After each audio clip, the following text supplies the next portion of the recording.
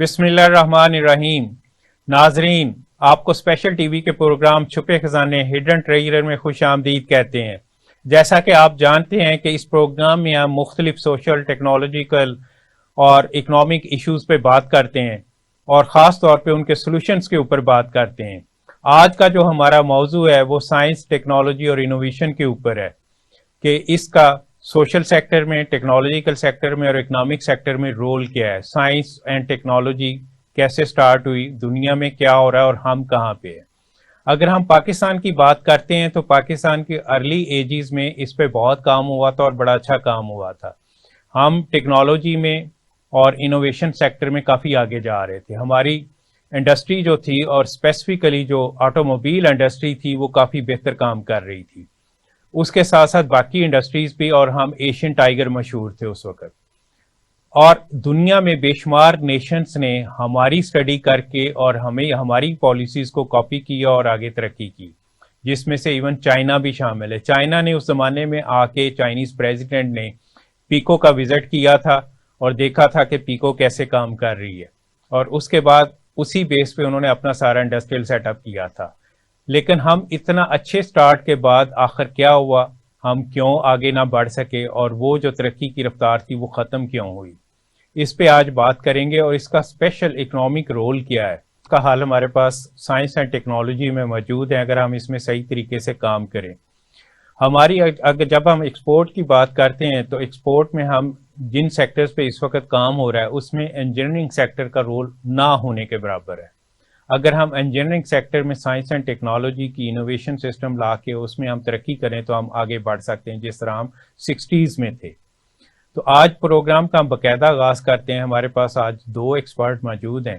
पहले हम रहमतुल्लाह साहब को खुश आमदीद कहते हैं अपने प्रोग्राम में। इन्होंने इस पर बहुत रिसर्च की है और इनका आगाज़ इंस्टीट्यूट ऑफ रिसर्च प्रमोशन में था और आजकल ये रजिस्ट्रार हैं IISET यूनिवर्सिटी में। उसके साथ साथ हम प्रोफेसर सजाद हैदर साहब को भी खुश आमदीद कहते हैं। प्रोफेसर सजाद हैदर रिजवी साहब CEO हैं कायद कॉलेज के, और एजुकेशन, ट्रेनिंग और एजुकेशन में रिसर्च एंड डेवलपमेंट और साइंस एंड टेक्नोलॉजी का क्या रोल है, इसमें इनका काफ़ी तजर्बा है। तो प्रोग्राम का आगाज़ हम रहमतुल्लाह साहब से करते हैं कि science and technology innovation system की जो सोसाइटी में इवॉल्व कैसे हुआ और पाकिस्तान में कब हुआ, इस पे आप हमें ज़रा बताएं। जी शुक्रिया एजाज संधू साहब। और मैं अपने नाजरीन के लिए गुजारिश करूं कि हमारे रीजन में जिसमें ताइवान, कोरिया, चाइना ये कंट्रीज़ आती हैं, इन्होंने जो बहुत जल्द तरक्की की है, ये भी हमारी तरह वैसे पीछे रह गए थे। इन्होंने जो बहुत जल्द तरक्की की है तो इन्होंने साइंस एंड टेक्नोलॉजी को एज ए टूल यूज़ किया है, जिसकी वजह से तरक्की हुई है। मिसाल के तौर पे कोरिया जो इस वक्त कोई 500 बिलियन के करीब एक्सपोर्ट करता है, तो वो इसी वजह से करता है कि उन्होंने आगाज़ ये किया कि उन्होंने एक ऐसा इंस्टीट्यूट बनाया जिसको उस वक्त किस्ट कहते थे, और उस किस्ट ने MIT के मॉडल को फॉलो किया जो कि USA के अंदर MIT यूनिवर्सिटी है, और उन्होंने आगाज़ ही अपना रिवर्स इंजीनियरिंग से किया। तो वहाँ साइंटिस्ट इंडस्ट्री के लिए नई नई टेक्नोलॉजीज़ और प्रोडक्ट्स बनाते थे, जिससे उनकी एक्सपोर्ट भी बनी और इंपोर्ट सब्स्टिट्यूशन भी हुई। इसी तरह अगर हम इंडिया को देखें तो हमारा जो टोटल GDP है वो कोई 375 बिलियन के करीब इस वक्त है, जबकि इंडिया जो एक इंस्टीट्यूट है उनका IIT इंस्टीट्यूट जो है, उसके 100 स्टार्टअप ने की जो मार्केट वैल्यू है वो 350 बिलियन है। देखें, जहां हमारा पूरा मुल्क, वहां सिर्फ एक यूनिवर्सिटी के 100 कंपनीज जो हैं उनका 350 बिलियन का मार्केट वैल्यू है। प्रोग्राम इस पे IIT पे बात की थी कि अयूब खान के दौर में बेसिकली ये बना था, और हुआ ये था कि अमेरिका से एक टीम आई थी और उन्होंने आके अयूब खान से पूछा कि जी आपके लिए हम कुछ करना चाहते हैं तो आप बताएं क्या करेंगे। तो अयूब खान ने कहा कि प्लानिंग कमीशन बना दें।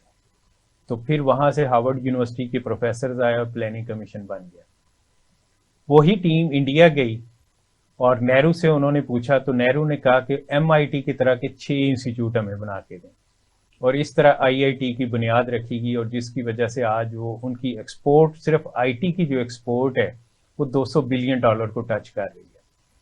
एजाज साहब, IIT ने ना सिर्फ ये है कि इंडिया की लोकल इंडस्ट्री को डेवलप किया है IIT के ग्रेजुएट्स ने, बल्कि उन्होंने नए स्टार्टअप्स भी बनाए हैं, उनकी वजह से इंडिया में फंडिंग भी आई है। और सबसे बड़ी बात, इस वक्त इंडिया जो है वो दुनिया की मल्टीनेशनल जो हैं या जिन्हें टेक्नोलॉजी कंपनीज कहते हैं, उनको एचआर सप्लाई करने वाला सबसे बड़ा मुल्क है। बिल्कुल सही। और आईआईटी इंस्टीट्यूट जो है वो ग्रेजुएट सप्लाई करता है इस वक्त फॉर्चून 500 को और टेक कंपनीज को जो दुनिया भर में है।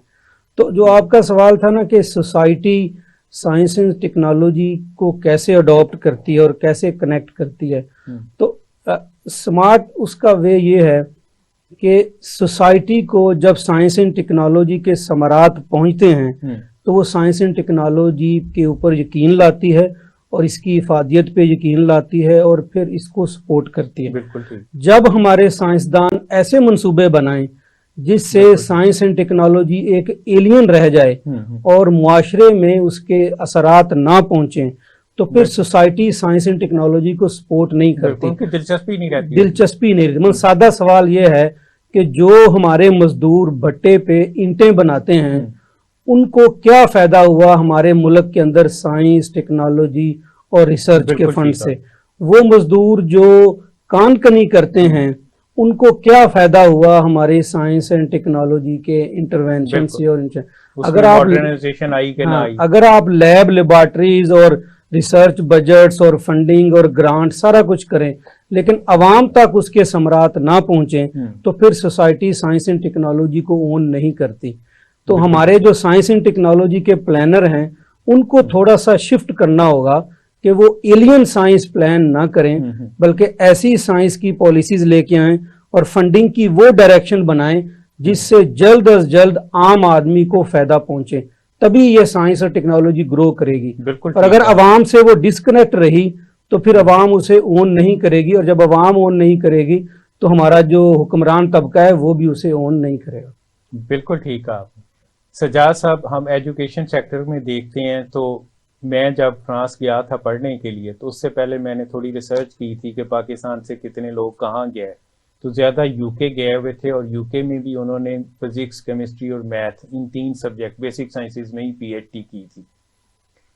तो आपका क्योंकि एजुकेशन का काफ़ी एक्सपीरियंस है, तो आपके ख्याल में एजुकेशन सेक्टर में साइंस एंड टेक्नोलॉजी को अगर हमने इवॉल्व करना हो तो क्या एजुकेशन सेक्टर को करना चाहिए? बिस्मिल्लाहिर्रहमानिर्रहीम। शुक्रिया डॉक्टर साहब।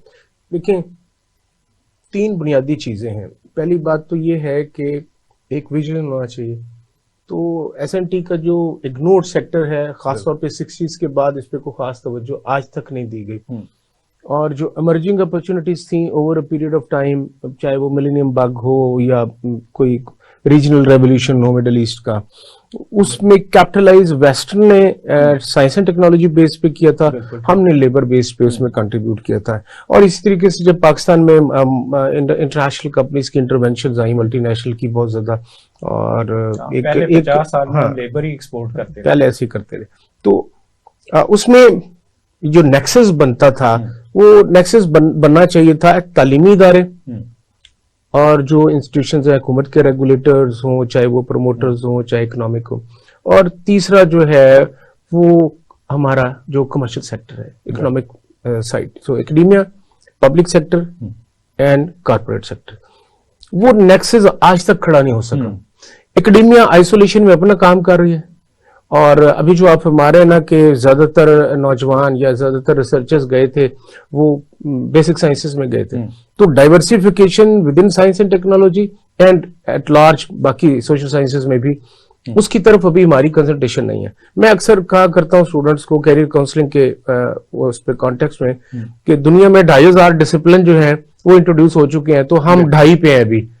तो वो एफएससी हो गई और उसके बाद आर्ट्स हो गया और थोड़ा सा आके कॉमर्स आईटी का थोड़ा सा रुझान, तो 2.5 पे हैं, तो वो 2500 पे हैं। अब यूनिवर्सिटी का जो आप फरमा रहे हैं बेसिक काम है क्रिएशन ऑफ न्यू नॉलेज और इनोवेशन।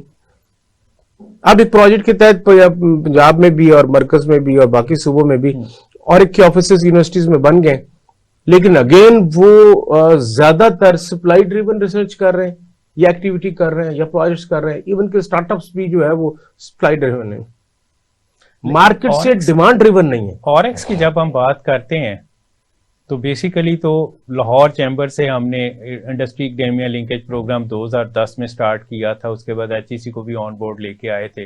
रहमत साहब ने इस पे बहुत काम किया था, लेकिन ऑरेक्स जिस पर्पस के लिए बनाया गया था वो सॉल्व नहीं हो रहा। और स्पेशली पब्लिक सेक्टर यूनिवर्सिटीज में अगर हम देखते हैं तो वहाँ वीसी अपने मंजूर नज़र को उसका हेड बना देता है, जिसका मार्केटिंग से और कमर्शलाइजेशन से कोई ताल्लुक नहीं होता।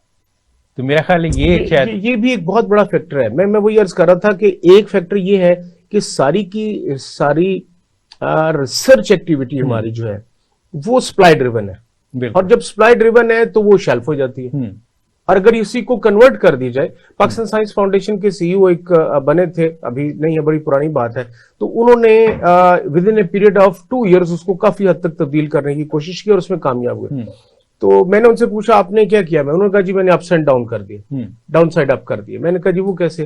कहते जी हमने रिसर्च के साथ एक टैग लगा दिया है कि ये सप्लाई ड्रिवन कम, ये डिमांड ड्रिवन होगा। डॉक्टर फरीद मलिक की बात, फरीद मलिक साहब की, बिल्कुल। अब चेयरमैन साइंस फाउंडेशन, जी चेयरमैन साइंस फाउंडेशन, बड़ा अच्छा एक इंटरवेंशन। अब उसके बाद जी उसके बाद अब आप फरमा रहे हैं कि लाहौर चैम्बर का, तो मैं भी इंडस्ट्री एकेडेमिया लिंकेज कमेटी में काफी एक्टिव रहा हूं और मुख्तलिफ सालों में हमने काफी इंटरवेंशन किए हैं। तकरीबन 22 यूनिवर्सिटीज के साथ MOU करवाए थे, मुख्तलिफ जो ट्रेड बॉडीज हैं और मुख्तलिफ जो एसोसिएशन हैं और मुख्तलिफ वो ऑर्गेनाइजेशन जिनकी बड़ी रेगुलर ट्रेड बॉडी नहीं है, उन सेक्टर्स को भी छेड़ा था। लेकिन ये दोनों एक दूसरे से कतराते हैं, घबराते हैं।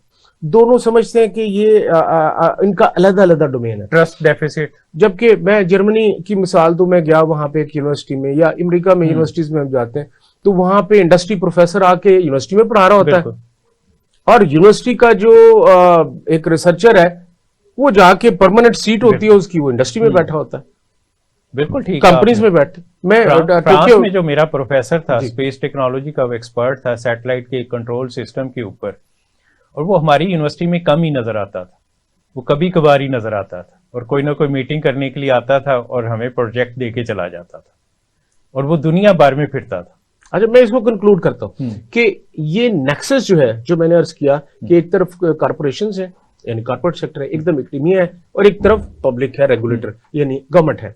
इन तीनों को जब तक एक प्लेटफॉर्म पे, एक टेबल पे सोची समझी मनसूबाबंदी के तहत नहीं बिठाया जाएगा तो कोई मनसूबा साजी नहीं होगी। जब मनसूबा साजी नहीं होगी तो तरक्की नहीं होगी। तो इसीलिए हम कहते हैं कि अमेरिका में बड़ी बड़ी फॉर्च्यून 500 की रहमत साहब ने बात की, या छोटी कंपनियां भी हैं, वो कहते हैं कहाँ जी, वो यूनिवर्सिटी के बैकयार्ड में कहीं बनी हुई होती हैं, बिल्कुल वो कहीं यूनिवर्सिटी की लैब से क्रिएट हो रही होती हैं। तो यहाँ पर चाइना ने भी यही किया। यहाँ पर चाइना में कोई भी बड़ी इकोनॉमी देख लें, अब टॉप 20 इकोनॉमीज को देख लें उठा के, उनमें एकेडेमिया का रोल है डिमांड ड्रिवन रिसर्च में, और कॉर्पोरेट सेक्टर उनको प्रमोट करता है, उनको इनपुट देता है, उनको फंडिंग देता है, उनको आइडियाज देता है, उनको अपने चैलेंजेस बताता है, ये लोग सोल्यूशन देते हैं, गवर्नमेंट उसे अडॉप्ट करके फैसिलिटेट कर देती है। गवर्नमेंट ने प्राइमरीली फैसिलिटेट करना है, कॉर्पोरेट सेक्टर फंडिंग करने के लिए तैयार होता है। एकेडेमिया के अंदर कैपेबिलिटी है कि वो उसकी सोल्यूशन दे सके, लेकिन पब्लिक सेक्टर को थोड़ा सा इसमें कमजोर है। और आखिरी बात के जो आप ऑरिक की बात कर रहे थे, तो ऑरिक बेसिकली इनोवेशन का इंस्टीट्यूट है, इंस्टीट्यूशन बना है, एक सेक्शन बना है हर यूनिवर्सिटी में, लेकिन अनफॉर्चुनेटली वो कंप्लायंस ऑफ सर्टेन डिलीवरेबल्स जो है कि ये कर रहे हैं, इतनी सेमिनार कर रहे हैं, इतनी एक्टिविटी कर रहे हैं, कंप्लायंस के अलावा वो कोई खातिर कंट्रीब्यूशन पाकिस्तान के जो साइंस एंड टेक्नोलॉजी का लैंडस्केप है उस पर अब तक नहीं कर सकता। बिल्कुल, उसकी कमर्शलाइजेशन जिस तरह होनी चाहिए वो नहीं है, और उसकी वजह वही है कि वहाँ जो हेड हैं उनको मार्केटिंग और कमर्शलाइजेशन का नॉलेज ही नहीं होता। और फिर एंटरप्रेन्योरशिप का भी नॉलेज होना चाहिए, क्योंकि यूनिवर्सिटी से एंटरप्रेन्योरशिप आप क्रिएट करते हैं। एजाज साहब, उसके पीछे भी एक वजह है, और पीछे वजह ये है कि हम इंसानों के पीछे एक इंसेंटिव सिस्टम हमेशा काम करते हैं। बिल्कुल ठीक है। हमारे जो सिस्टम है गवर्नेंस का, हायर एजुकेशन की या साइंस एंड टेक्नोलॉजी, उसके पीछे वो इंसेंटिव सिस्टम डिजाइन नहीं हुए जो ड्राइव करेंगे सबको, इंक्लूडिंग डायरेक्टर और एक और वाइस चांसलर और फैकल्टी और इंडस्ट्री, कि वो इस काज के लिए काम करें। तो ज्यादा बड़ा मसला इन पूरी जो हमारे स्टेक होल्डर हैं साइंस एंड टेक्नोलॉजी के, इनके पीछे इंसेंटिव सिस्टम का ना होना है। हमारे मुल्क का जितना बजट है, बाहर इससे ज्यादा बजट एक यूनिवर्सिटी का होता है। तो यूनिवर्सिटी के पास फंड होता है तो फिर वो सब कुछ कर सकते हैं, और उनकी ज्यादा फंडिंग होती ही कि कमर्शलाइजेशन से। अनफॉर्चुनेटली, और चाइना ने भी इसी मॉडल पे काम करके बहुत आगे बढ़ा, कोरिया ने भी यही किया, सिंगापुर ने भी यही किया। सिंगापुर नेशनल यूनिवर्सिटी मशहूर है दुनिया भर में इस तरह के कामों में। जहाँ सर उसमें जो फंडिंग का इशू है ना, वो देखें, फंडिंग या पैसा एक सोसाइटी का ओवरऑल एक वेल्थ होती है। अब सवाल ये है कि अगर हमने साइंस एंड टेक्नोलॉजी लेड या इनोवेशन लेड ग्रोथ करनी है तो हम फंडिंग या पैसा कहाँ से लाएं? सही होगी ना बात। अब ये पैसा कोई दरख्त से तो उतरेगा नहीं। इसका मतलब ये होगा कि हमने with in that country system ऐसा सिस्टम डिजाइन करना होगा जिससे पैसा साइंस एंड टेक्नोलॉजी की तरफ रीडायरेक्ट होए और उसके फ्रूट्स फिर इन टर्म्स ऑफ रिटर्न्स जो है ना वापस आए और पैसा हमारा बढ़े और वेल्थ जनरेट हो। बिल्कुल ठीक। उसके लिए जो दुनिया ने टूल यूज किया है, सबसे पहले बैंकिंग सेक्टर का टूल यूज किया है। दुनिया भर में, यूएसए में भी आगाज जो हुआ, इवन 18th सेंचुरी में यूरोप में जो आगाज हुआ, इंडस्ट्रियल रेवोल्यूशन आगे बढ़ा, और चाइना में भी जो साइंस एंड टेक्नोलॉजी आगे बढ़ी, सबसे पहले बैंकिंग सेक्टर ने किरदार अदा किया। बैंकिंग सेक्टर ने ऐसे इंस्ट्रूमेंट इंट्रोड्यूस किए जिससे वो इनोवेशन से मुतल्लिका जो प्रोजेक्ट्स हैं उनको वो फाइनेंस करते थे। जब वो फाइनेंस करते थे तो ऐसी फैक्ट्रियां लगी जिन्होंने इनोवेशन लेड प्रोडक्शन की, और उससे फिर इकोनॉमी का पहिया तेज हुआ। बिल्कुल ठीक। जो दूसरा फाइनेंशियल, एक ब्रेक का टाइम हो गया, तो ब्रेक के बाद आके हम यहीं से डिस्कशन स्टार्ट करेंगे। जी नाजरीन, ब्रेक का वक्त हुआ चाहता है और ब्रेक के बाद वापस आके हम यहीं से आगाज कर।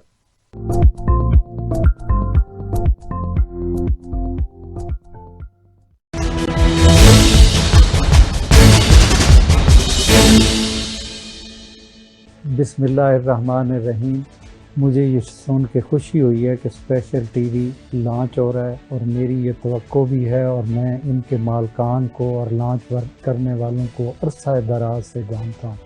मैं उनकी वैल्यूज़, उनके नज़रियात उससे भी बखूबी अंदाज़ा हूँ, और मुझे ये यकीन है कि इस टीवी के आने से हर तरह के लोग इसके अंदर आएंगे और ये टीवी पॉजिटिव साइड को फोकस करेगा, अच्छाइयों को फोकस करेगा। जितना इस वक्त मुल्क के अंदर जहाँ भी जिस जगह भी जाएं लोग नेगेटिव चीज़ को फोकस कर रहे हैं, और हमारे मुल्क के अंदर मौके बहुत ज़्यादा हैं।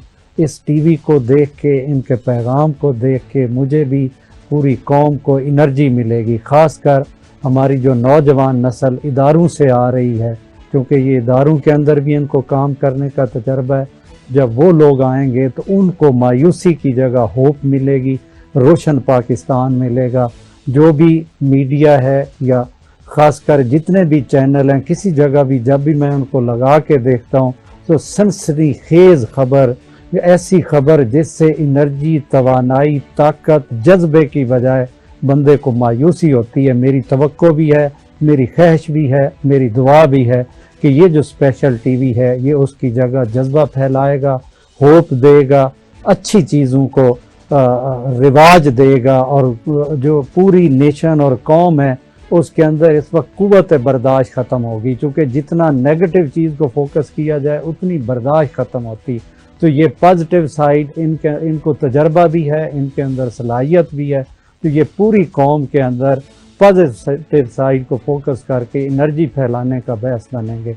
और जो मुझे यहाँ आके पता चला है कि ख़ास कर ये एग्रीकल्चर को फोकस कर रहे हैं, तो पाकिस्तान को इस वक्त शॉर्ट टाइम के अंदर, बल्कि इन हालात के अंदर जो चीज़ रोल प्ले कर सकती है वो एग्रीकल्चर है, वो ज़राअत है। इससे आप 60 दिन के अंदर रिज़ल्ट ले सकते हैं, 90 दिन के अंदर रिज़ल्ट ले सकते हैं, 120 दिन के अंदर रिज़ल्ट ले सकते हैं हमारे पास। और जो इस वक्त जो मुश्किलात आ रही हैं, इंशाअल्लाह ये रिज़ल्ट आएंगे भी सही। और इस रिज़ल्ट को बेहतर करने के अंदर जो यहाँ पे हर हफ्ते के अंदर या हर रोज़ एग्रीकल्चर का प्रोग्राम चलेगा, तो ये भी एक ज़रिया और बहस बनेगा। तो मेरी दुआ भी है और मेरी तवक्को भी है कि अल्लाह ताला इनको ये सब करने की हिम्मत और तौफीक अता करे। स्पेशल टीवी की नशरियात इस वक्त चल रही हैं, हम लोग देख भी रहे हैं, और ख़ास कर जो इनके ज़राअत के ऊपर प्रोग्राम आ रहे हैं या जो ये ज़राअत को फोकस कर रहे हैं, ये भी इनका ख़ास एक मतलब फोकस है।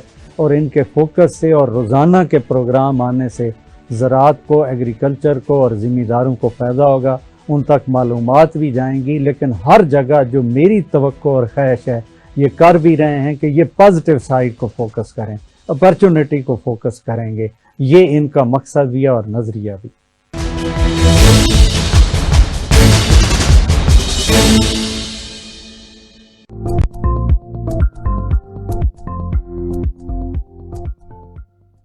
वेलकम बैक जी। रहमसा फंडिंग की बात हो रही थी, तो मैं जब पाकिस्तान के मिसाइल प्रोग्राम पे काम कर रहा था तो वहाँ भी पहले यही इशू था फंडिंग का, और फंडिंग ना होने की वजह से हमारी काफ़ी सारे काम नहीं हो पाते थे। फिर गवर्नमेंट ने सीरियस एफर्ट की और हमें फंडिंग दी। उस फंडिंग मिलने के बाद हमने बहुत तेज़ी से तरक्की की थी और हमने अपने सारे प्रोजेक्ट बड़ी जल्दी मुकम्मल किए थे। तो आपकी बात ये सही है कि हम काम कर सकते हैं अगर हमें रिसोर्सेज प्रोवाइड किए जाए। जहाँ सब रिसोर्सेज जो हैं वो हमें एक्स्ट्रा कहीं से आएंगे नहीं, हमें जो कंट्री के अवेलेबल रिसोर्सेज हैं उनको रीचैनलाइज करना होगा, बिल्कुल ठीक, उनकी डायरेक्शन बदलनी होगी और ऐसा सिस्टम डिजाइन करना होगा जिसमें रिसोर्स साइंस एंड टेक्नोलॉजी में एंटर हो और वहां से मल्टीपल रिटर्न लेके वापस आए। अच्छा, अब जैसे हम बात कर रहे हैं, नंबर 1 तो बैंकिंग सेक्टर ने इनोवेशन के फ़रोग़ के लिए बड़ा किरदार अदा किया। हमारे यहाँ आज भी बैंकिंग सेक्टर के वो रेगुलेशंस नहीं हैं और वो रेगुलेटरी इन्वायरमेंट नहीं दिया गया बैंकिंग सेक्टर को कि वो इनोवेशन में फंड कर सकें।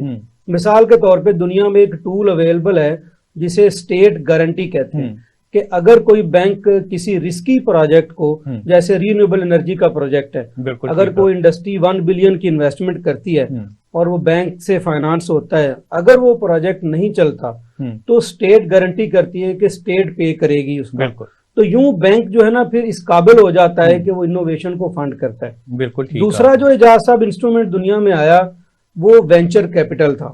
सबसे पहले MIT ने एक वेंचर कैपिटल क्रिएट किया जिससे वो अपनी फैकल्टी के स्टार्टअप्स को फंड करते थे। बिल्कुल। और ये बात है 150 साल पुरानी। बिल्कुल पुरानी। आज भी हमारे मुल्क में यूनिवर्सिटियों के अंदर वेंचर कैपिटल फंड नहीं है जिससे वो अपनी फैकल्टी को फंड कर सकें, और हमारे मुल्क में भी वेंचर कैपिटल ना होने के बराबर है, बहुत कम है। अच्छा, अमेरिका में जो डेवलपमेंट हुई है और जो सिलिकॉन वैली बना है उसकी सादा रीजन ये है कि वहाँ वेंचर कैपिटल अवेलेबल था, वो मिला, साइंस एंड टेक्नोलॉजी को मिला, जिससे बड़ी बड़ी companies Google, Facebook, Microsoft, Apple जो है ना वजूद में है।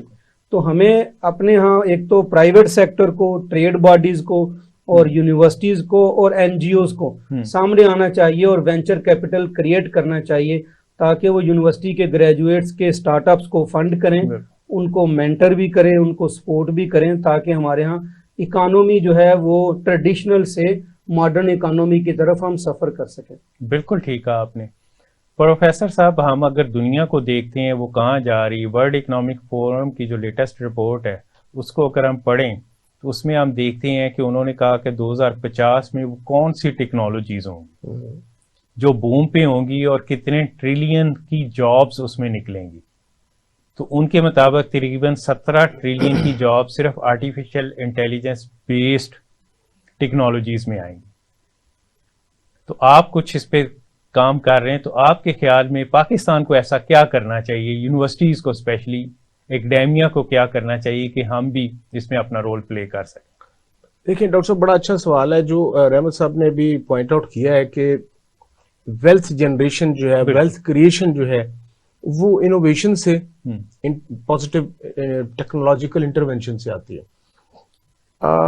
हमारी बहुत ज्यादा export in terms of weight and volume और सिंगापुर की बहुत थोड़ी export in terms of weight and volume जो है वो डोमिनेट करती है कि हमसे 10 गुना ज्यादा है वो। बिल्कुल।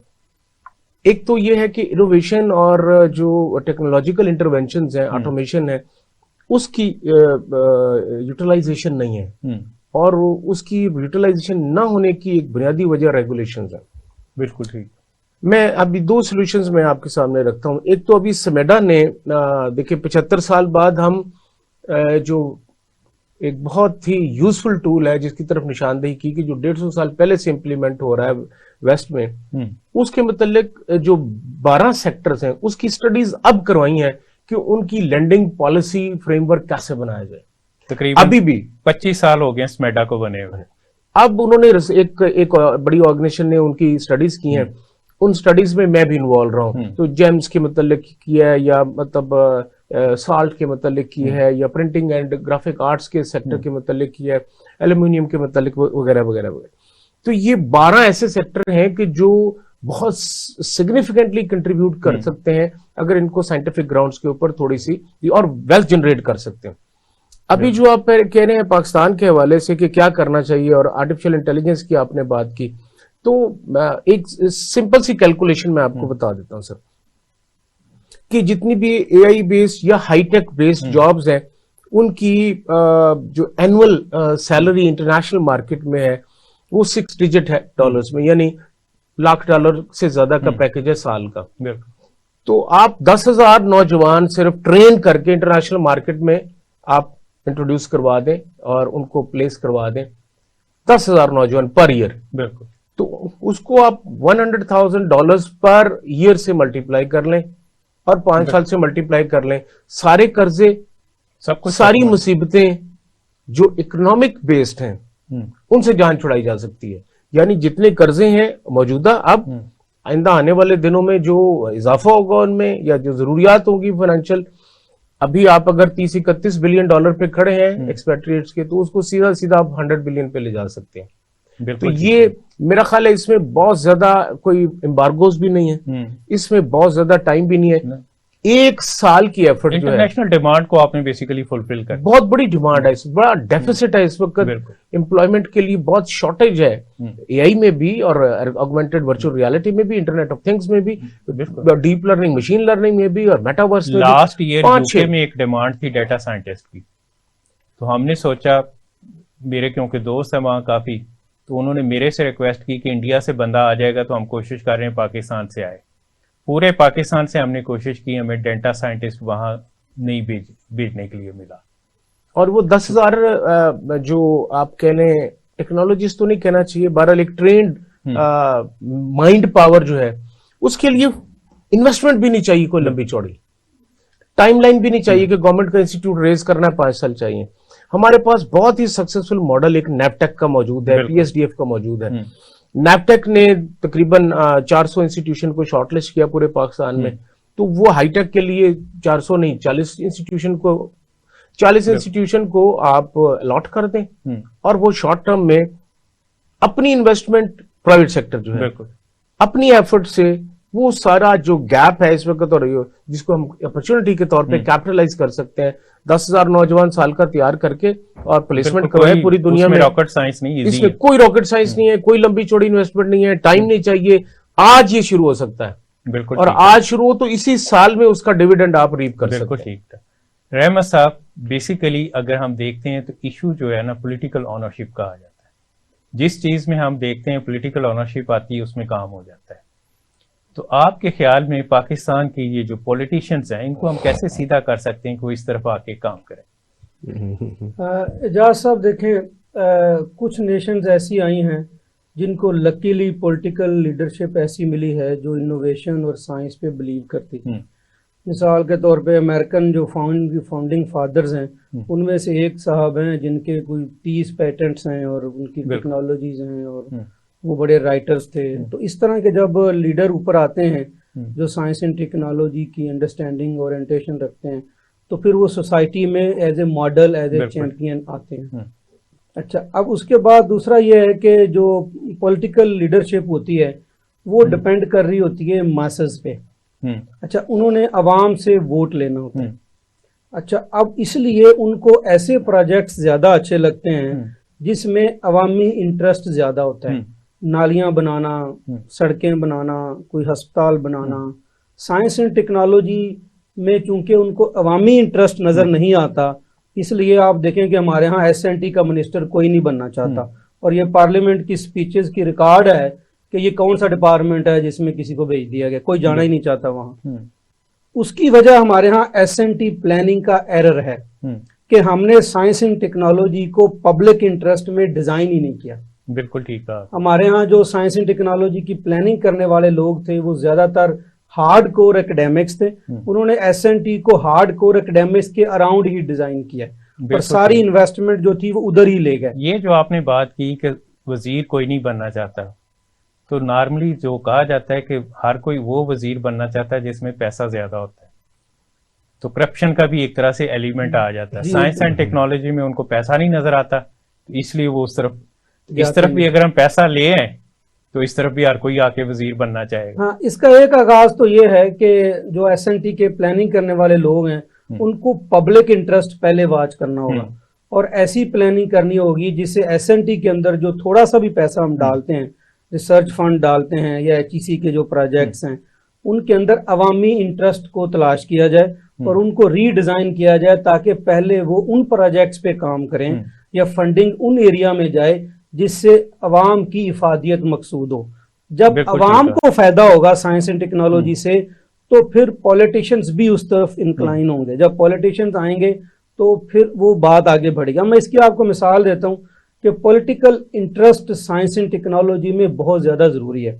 मिसाल के तौर पर दुनिया में एक इंस्ट्रूमेंट है इंटेलेक्चुअल प्रॉपर्टी। बिल्कुल। इंटेलेक्चुअल प्रॉपर्टी इस तरह शुरू हुई कि एक इंग्लैंड के एक बादशाह ने कोई 700-800 साल पहले एक उस बंदे को जिसने कोई बहुत अच्छी चीज इजाद कर ली थी एक रॉयल गिफ्ट दिया और उसको कहते हैं कि आपको ये प्रोटेक्शन मिल गई है कि आप जो आपने चीज इजाद की है वो और अगले कुछ अरसे के लिए कोई नहीं कर सकता। बिल्कुल। जब उसको प्रोटेक्शन मिल गई तो उसने उसके ऊपर बिजनेस बनाया, इन्वेस्टमेंट की। तो ये इंटेलेक्चुअल प्रॉपर्टी शुरू हुई थी रॉयल गिफ्ट से। बिल्कुल ठीक। जब लोगों को उनकी इनोवेशन की प्रोटेक्शन मिल गई, स्टेट ने प्रोटेक्ट कर दिया, तो फिर उन्होंने इनोवेशन करना शुरू कर दी। अमेरिका में जो साइंस एंड टेक्नोलॉजी में आगे बढ़ी है उसकी भी वजह यह है कि ये पहले रॉयल गिफ्ट होता था इंग्लैंड के जमाने में, अमेरिका ने इसको इंसान की जाती प्रॉपर्टी बना दिया।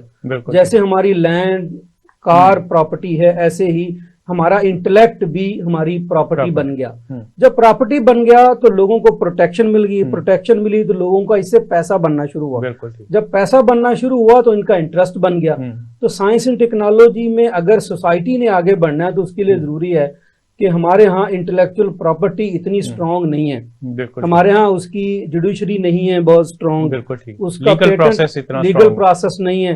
अच्छा, पेटेंट हमारे आज भी अगर आईपीओ की वेबसाइट पे जाके देखें तो उनका जो एवरेज पीरियड है वो 5-6 साल है। बिल्कुल। तो जब आपको 5-6 साल में पेटेंट मिलेगा ऐसे तो लोग क्या बैठे होते हैं कि जिनको पता भी नहीं उन चीजों का। तो इंटेलेक्चुअल प्रॉपर्टी जो है ना, ये लॉ का डोमेन है, ये पार्लियामेंट का डोमेन है और ऐसी और भी बहुत सारी लेजिस्लेशन है जो पॉलिटिशियन ने करनी है। तो इसका मतलब ये होगा कि हमें पॉलिटिशियंस को ट्रेन भी करना होगा, एजुकेट भी करना होगा, उनका इंटरेस्ट भी बनाना होगा ताकि वो ऐसी लेजिस्लेशन करें जिससे साइंस एंड टेक्नोलॉजी आगे ड्राइव हो। जैसे वेंचर कैपिटल है, ये हमारे मुल्क में क्यों नहीं है? क्योंकि वेंचर कैपिटल को जो लेजिस्लेशन एनेबल करती है वो लेजिस्लेशन हमारे यहाँ नहीं है। बिल्कुल ठीक है। तो इसलिए पॉलिटिशियन की इन्वॉल्वमेंट अजहद जरूरी है। अगर हम हमारे एसएनटी के प्लानर या एकेडमिशियंस पॉलिटिशियंस को इग्नोर करेंगे तो साइंस एंड टेक्नोलॉजी आगे नहीं बढ़ सकती, क्योंकि उनका डिसीजन मेकिंग में फंडामेंटल रोल है। अच्छा, आपने वोटिंग की बात की कि पॉलिटिशियंस का इंटरेस्ट उस चीज में ज्यादा होता है जहां पे उनको वोट नजर आता है।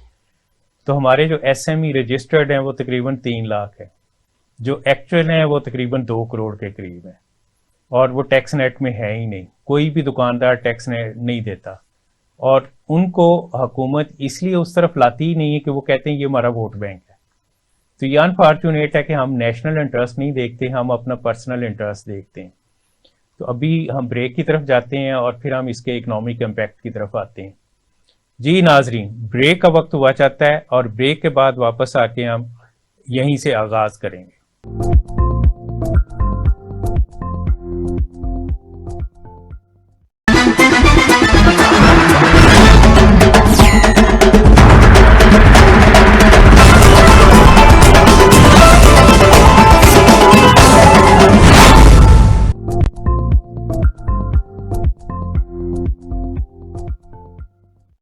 जी रहमत साहब, हम डिस्कशन कर रहे थे बेसिकली कि साइंस एंड टेक्नोलॉजी और इनोवेशन को अगर हम लागू करते हैं तो हमारी जो इकोनॉमी है वो काफ़ी बेहतर हो सकती है। दुनिया में जिन जिन ममालिक ने तरक्की की है, जैसे हमने MIT की मिसाल दी, कोरिया की मिसाल दी, तो पाकिस्तान में अगर हमारी पॉलिटिकल ऑनरशिप हो जाए सही तरीके से तो आपके ख्याल में हम इस फील्ड में इकोनॉमिक इम्पैक्ट क्या क्रिएट कर सकते?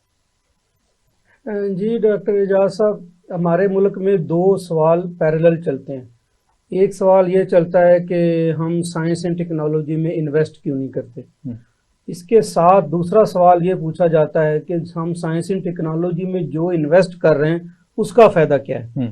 चले अगर हम 10 रुपए नहीं 1 रुपया ही खर्च कर रहे हैं तो 1 रुपए का कोई रिटर्न दिखाएं। बिल्कुल ठीक। कि हमारा जो गरीब आदमी है, दिहाड़ीदार है, मजदूर है, उसकी जिंदगी में क्या फायदा हुआ साइंस एंड टेक्नोलॉजी की इन्वेस्टमेंट से। तो नंबर 1 तो साइंस एंड टेक्नोलॉजी की प्लानिंग का एरर है कि वो इकोनॉमिक्स के साथ कनेक्टेड नहीं है। मसलन हमने समहाउ ये समझ लिया है कि जैसे अमेरिका बेसिक साइंस करता है या एडवांस मुल्क बेसिक साइंस करते हैं, हम भी बेसिक साइंस करेंगे और नॉलेज इकोनॉमी की तरफ चले जाएंगे। ये अमेरिका को यहाँ पहुंचने में लगे हैं 200 साल या ह्यूज फंडिंग उसमें इन्वॉल्व है, एक ह्यूज इंफ्रास्ट्रक्चर इन्वॉल्व है। हम वो सारे स्टेप छलांग मार के नहीं पार कर सकते। बिल्कुल ठीक। हमें पहले साइंस एंड टेक्नोलॉजी को इकोनॉमिक्स के साथ कनेक्ट करना होगा। मिसाल के तौर पे उसकी 2-4 मिसालें बड़ी अहम हैं कि दुनिया में इस वक्त कोई 26 मिलियन के करीब इंटेलेक्चुअल प्रॉपर्टी एक्टिव है, पेटेंट्स जिन्हें हम कहते हैं। अगर हम पाकिस्तान बजाय एड दुनिया से लेने से टेक्नोलॉजी की रिक्वेस्ट करें और हम ट्रेड एंड टेक का स्लोगन बनाएं और हम दुनिया से ये कहें कि आपके पास जो अवेलेबल टेक्नोलॉजी रिजर्वायर है उस टेक्नोलॉजी रिजर्वायर में से आप हमें ऐसी टेक्नोलॉजीज दें जिससे हमारे मुल्क में यील्ड बेहतर हो, जिससे हमारे मुल्क में पानी साफ हो सके, जिससे हमारे मुल्क में ट्रांसपोर्ट का निज़ाम बेहतर हो जाए, जिससे हमारे मुल्क में इंडस्ट्रियल प्रोडक्टिविटी बढ़ जाए, जिससे हमारे मुल्क में एक्सपोर्ट बढ़ जाए, इंपोर्ट सब्स्टिट्यूशन हो जाए। तो ऐसी टेक्नोलॉजी दुनिया देती भी है। बहुत सारे मुल्कों में ऐसे प्रोग्राम हैं। इवन इंडिया ने तो यही किया ना। अगर हम ऑटोमोबाइल इंडस्ट्री को एग्जांपल ले लें तो इंडिया ने ट्रांसफर ऑफ टेक्नोलॉजी पे बेस किया था। हमने ऑटोमोबाइल इंडस्ट्री को अगर आने दिया तो उसमें क्या कर रही है ऑटोमोबाइल इंडस्ट्री? यहाँ तो कुछ भी नहीं बना रही, ना वो एसएमई सेक्टर को क्रिएट कर रही है। वो बाहर से इंपोर्ट होते हैं पार्ट्स और यहाँ असेंबल हो जाते हैं, बस असेंबली प्लांट लगे हुए। जी ऐसे चाइना और इंडिया ने तो नाम तक चेंज कर दिया। जी ऐसे ही। अच्छा, चाइना इसमें लीड करता है, कोरिया लीड करता है, अमेरिका का प्रोग्राम है इसके अंदर कि जिसमें वो डेवलपिंग वर्ल्ड्स को टेक्नोलॉजी ऑफर करते हैं। अनफॉर्चुनेटली हमारे यहाँ साइंस एंड टेक्नोलॉजी के प्लानर और एकेडमिक्स ने इस तरफ ध्यान ही नहीं दिया कि हम गवर्नमेंट को एडवाइस करें कि वो दुनिया का जो टेक्नोलॉजी रिजर्वायर है उसको डिमांड करे और वो टेक्नोलॉजी हम अपने मुल्क में लेके आएं और वो हम इंडस्ट्री को भी सप्लाई करें और उसकी बेस पे हमारी नई कंपनीज भी खड़ी हों। तो जब हमारे मुल्क में एक्सपोर्ट बढ़ेगी तो पॉलिटिशियंस को भी रियलाइज होगा कि साइंस एंड टेक्नोलॉजी की वजह से इकोनॉमी बढ़ती है। देखिए 4 मेजर इंडिकेटर्स हैं जो स्टेट जिसके ऊपर डिसीजन मेकिंग करती है। नंबर 1 आपकी एम्प्लॉयमेंट कितनी जनरेट हो रही है। बिल्कुल सही कहा। नंबर 2 आपकी जीडीपी कितनी एक्सपैंड हो रही है। नंबर 3 आपका एक्सपोर्ट कितना बढ़ रहा है। नंबर 4 आपका एम्प्लॉयमेंट कितना बढ़ रहा है। तो अगर हम साइंस एंड टेक्नोलॉजी की डायरेक्शन इस तरह से करेंगे कि उससे ये 4 आउटपुट्स आए तो पॉलिटिशियंस भी ये बात सुनेंगे, ब्यूरोक्रेट भी सुनेंगे और अवाम भी इसको सपोर्ट करेगी। लेकिन अगर हम ये कहें कि साइंस एंड टेक्नोलॉजी में इन्वेस्टमेंट दे दो और लेकिन उससे ना एक्सपोर्ट बढ़ेगी, ना एम्प्लॉयमेंट, ना जीडीपी इंक्रीज, ना इस तरह की कोई इकोनॉमिक इम्पैक्ट, तो फिर उसको कोई सपोर्ट नहीं करेगा। तो नंबर 1 तो प्लानिंग फेज पे और उसके बाद एग्जीक्यूशन फेज पे हमें साइंस एंड टेक्नोलॉजी को इकोनॉमिक रिटर्न के साथ कनेक्ट करना होगा। और उसके लिए हमारे पास कोरिया जैसे मुल्कों की बेहतरीन मिसाल मौजूद है कि उन्होंने रिवर्स इंजीनियरिंग करके और दुनिया की टेक्नोलॉजीज अपने मुल्क में ला के तो पहले अपनी इंडस्ट्री को खड़ा किया। उन्होंने नोकिया को खत्म कर दिया सैमसंग के थ्रू। जब हमारी इंडस्ट्री तगड़ी होगी तो उसके पास पैसा आएगा। जब वो पैसा आएगा तो वो फिर R&D में इन्वेस्ट होगा। मिसाल के तौर पे हम ये कहते हैं कि हमारी इंडस्ट्री R&D नहीं करती। अगर आप ही इंडस्ट्री की फाइनेंशियल पाई देखें तो इंडस्ट्री के पास R&D के लिए फाइनेंस बचता ही नहीं है। हमारी जो प्रॉफिटेबिलिटी पाई है वो इतनी थिन है कि हमारी इंडस्ट्री ना तो इतनी बड़ी है ना उसके अंदर प्रॉफिटेबिलिटी पाई है कि वो इन्वेस्ट कर सके R&D पे। हमें नंबर 1 ये करना होगा कि दुनिया की अवेलेबल टेक्नोलॉजीज को लाना होगा, उन टेक्नोलॉजीज को इंडस्ट्री में सप्लाई करना होगा, उन टेक्नोलॉजी बेस से नए वेंचर बनाने होंगे। उससे हमारी इकोनॉमी तगड़ी होगी, हमारी जीडीपी तगड़ी होगी। जब हमारी 100 बिलियन प्लस तक एक्सपोर्ट बढ़ जाएगी तो तब हमारे पास इतना पैसा आ जाएगा कि फिर हम और एरियाज में भी इन्वेस्ट कर सकेंगे। बिल्कुल ठीक है। इसका एक और बहुत ज्यादा रोल जो है ना वो डिफेंस सेक्टर कर बिल्कुल। सकता है। डिफेंस सेक्टर के अंदर R&D सिविल से भी ज्यादा मजबूत है, बिल्कुल ठीक। वेल ऑर्गेनाइज्ड है, वहां पर आउटपुट भी बड़ा तेज है। बिल्कुल। तो अगर इंडस्ट्री और डिफेंस सेक्टर कनेक्ट हो जाए हम्म। और एकेडेमिया किसी तरह अपने आप को शिफ्ट करे इनटू अप्लाइड साइंस और वो बच्चों से रिवर्स इंजीनियरिंग करवाए, बच्चों से दुनिया में अवेलेबल टेक्नोलॉजीज के ऊपर काम करवाए, बिल्कुल ठीक है। तो उससे ये होगा कि हमारा डिफेंस इंडस्ट्री और एकेडेमिया कनेक्ट होगा और हम इजीली कम अज कम 10 टाइम एक्सपोर्ट अपनी इंक्रीज कर सकते हैं। जो प्रोफेसर सज्जाद साहब ने कहा कि इस वक्त हमारे बराबर के मुल्क जो हमसे पीछे भी थे वो 300 बिलियन प्लस की एक्सपोर्ट पे हैं, हम इस वक्त 30 बिलियन को भी मुश्किल से हमने टच किया है। तो अभी 20 बिलियन भी वैल्यू चेंज की वजह से आता है। 20 बिलियन वो भी रॉ मटेरियल ज्यादा एक्सपोर्ट करते हैं, हम बेसिक चीजें एक्सपोर्ट करते हैं। तो टेक्नोलॉजी अडॉप्शन, टेक्नोलॉजी डिफ्यूजन और टेक्नोलॉजी इन्वेस्टमेंट, ये 3 एरियाज के अंदर हम पहले अपने आप को डेवलप करेंगे। जब हमारी सोसाइटी टेक्नोलॉजी यूज करने के काबिल होगी, इंडस्ट्री टेक्नोलॉजी डिफ्यूज करने के काबिल होगी, तो उससे फिर हमारी एक्सपोर्ट बढ़ेगी। जब एक्सपोर्ट बढ़ेगी तो हमारी वेल्थ जनरेट होगी। जब हमारे पास पैसा आएगा तो फिर हम बेसिक साइंस कर सकते हैं। हमने आगाज बेसिक साइंस से किया है जो कि 10वां स्टेप था, अभी 9 स्टेप तो हमें तय करने को। बिल्कुल आपने ठीक कहा। इंटरनेट को अगर हम देखते हैं तो इंटरनेट डिफेंस पर्पस के लिए बना था, फिर उसको जो है ना जनरल पब्लिक के लिए ले आए और उसका बेनिफिट लिया जा रहा है। जी प्रोफेसर साहब, यूनिवर्सिटीज को जब हम देखते हैं तो पिछले अगर हम 20-22 साल में देखें तो प्राइवेट सेक्टर ने बहुत ग्रो किया है। और सिंध में तो प्राइवेट सेक्टर थोड़ा पुराना था, पंजाब में प्राइवेट सेक्टर 2002 के बाद आया, तो अभी तकरीबन 20-21 साल, 5 फरवरी को बेसिकली 21 ईयर्स कंप्लीट हो गए। प्राइवेट सेक्टर ने पंजाब में काफी तेजी से तरक्की की है, उसकी निस्बत गवर्नमेंट सेक्टर उतना, हालांकि गवर्नमेंट सेक्टर की यूनिवर्सिटी ज्यादा पुरानी है। और प्राइवेट सेक्टर ने फिर साइंस एंड टेक्नोलॉजी की तरफ भी आ गया। शुरू में तो वो कमर्शियल सिर्फ प्रोजेक्ट रन कर रहे थे, फिर उन्होंने इसमें भी कमर्शलाइजेशन दिया। तो आपके ख्याल में गवर्नमेंट को क्या करना चाहिए और प्राइवेट को फर्दर क्या करना चाहिए? देखिए डॉक्टर साहब, अभी जो बात हो रही है ना, आप इकोनॉमिक्स की बात कर रहे थे, ग्रोथ की बात कर रहे थे, वेल्थ क्रिएशन की बात कर रहे थे, तो वही घूम फिर के बात आती है कि जब तक जो रेगुलेटर्स हैं या पॉलिसी मेकर्स हैं वो, और जो वेल्थ जनरेटर्स हैं यानी कॉर्पोरेट सेक्टर, और जो ह्यूमन रिसोर्स डेवलपमेंट के इंस्टीट्यूशन है यानी कि तालीमी इदारे और यूनिवर्सिटीज, और जो रिसर्च क्रिएशन के, ये कलेक्टिवली नहीं करेंगे तो ये चीजें जनरेट नहीं होंगी।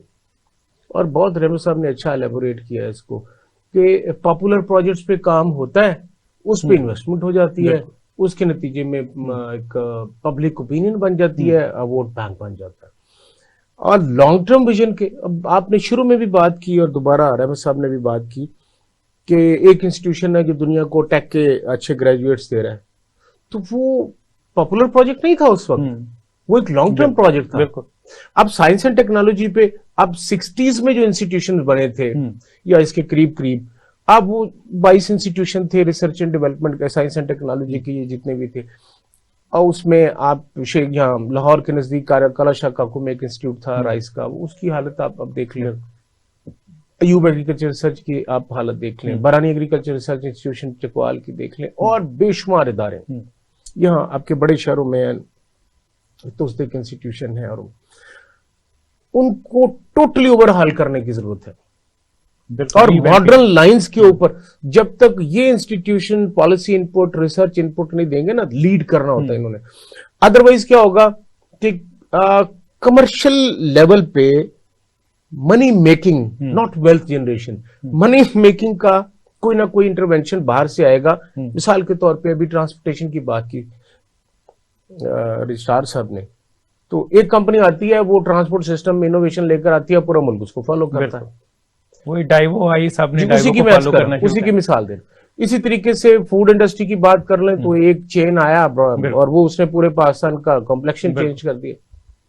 अभी कुछ मैकडोनल्ड, केएफसी आए तो जी उन्हीं की बात कर रहा हूं मैं। तो इसी तरीके जंक फूड है, लेकिन फिर भी उसमें उन्हें इनोवेशन के तहत और वो सिस्टम के तहत है।